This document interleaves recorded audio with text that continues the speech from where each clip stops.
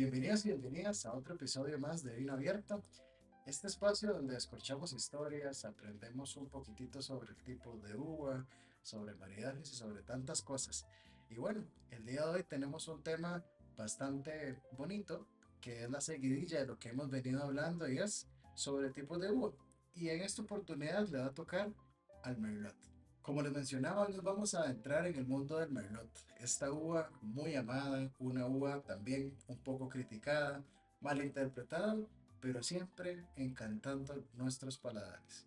El Merlot es una variedad, un tipo de uva de origen francés que se caracteriza principalmente por sus taninos bastante redondos y por todas sus características frutales que hacen propia esta uva, la uva Merlot. Su característica principal, su expresión frutal, es, como les digo, una de las cosas que más identifica a este tipo de uva. Una uva amable, accesible y demasiado envolvente. Esta uva nace en Bordeaux y el origen de la palabra Merlot viene del francés merlet, que significa mirlo.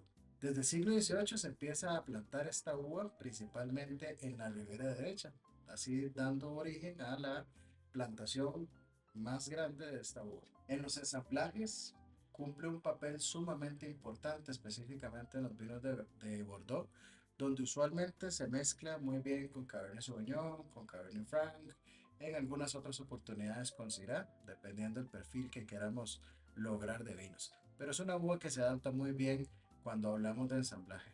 Cuando estamos hablando de ensamblaje, esta uva pues aporta muchísima suavidad, como mencionábamos antes, muchísima fruta, volumen, equilibrio, pero ojo, también cuando lo encontramos en absoluto, ¿verdad?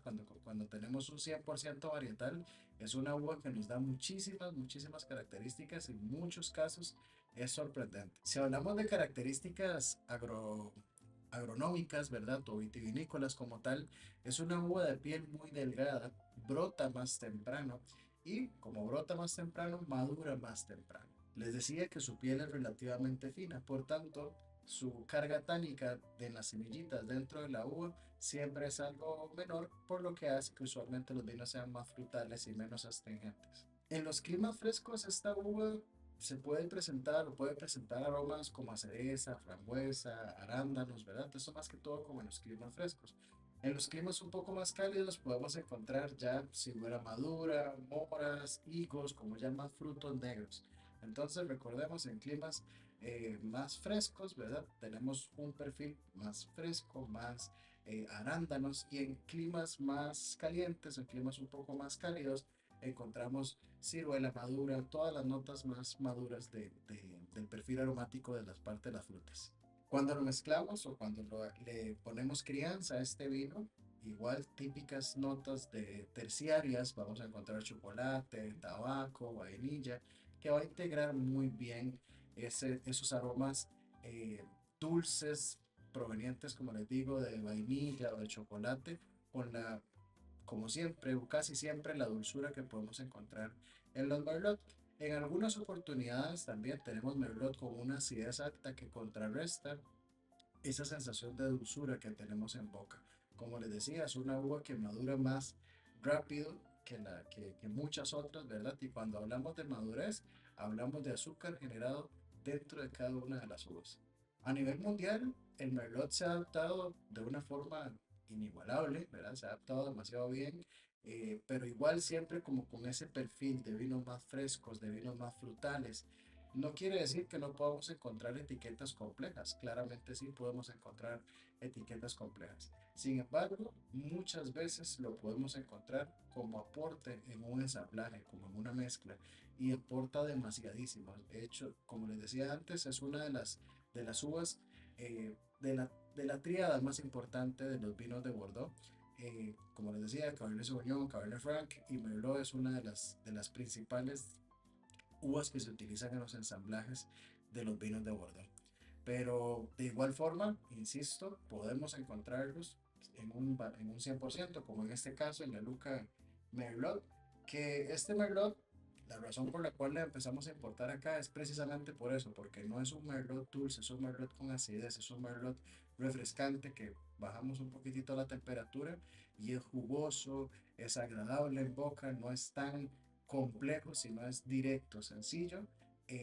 Y la principal característica que tiene es que es jugoso.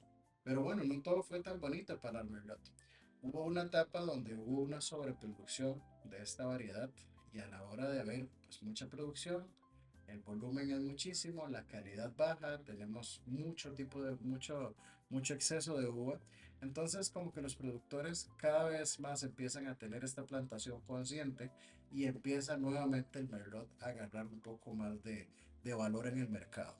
Incluso, no sé si ustedes han escuchado alguna vez cuando uno va a empezar en el mundo del vino a consumir vinos, les recomiendan o empiece con Pinot Noir o empiece con Merlot, ¿verdad? Porque generalmente son uvas que son un poquitito más suaves para empezar, en el caso de cuando estamos hablando claramente de los tintos, ¿verdad?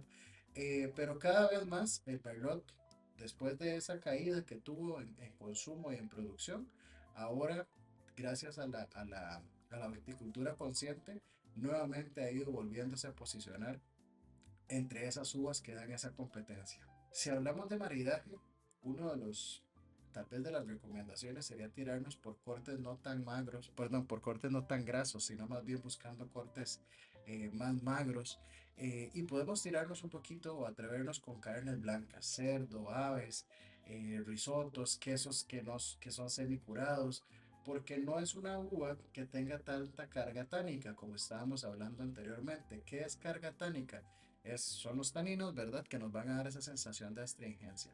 Entonces, cuando le ponemos grasa o cuando le ponemos algo muy pesado, no vamos a tener esa astringencia para poder contrarrestar esos sabores o esas que tenemos ahí de grasa, de sensación viscosa o de sensación aceitosa, no tenemos con qué contrarrestarla.